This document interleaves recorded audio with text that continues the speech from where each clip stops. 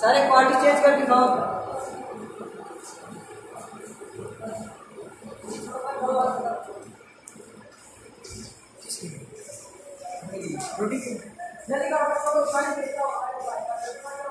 Last time count 6 9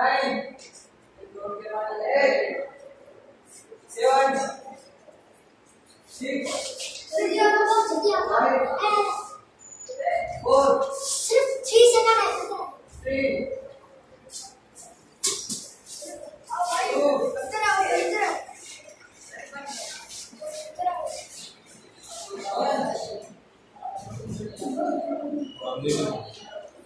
last count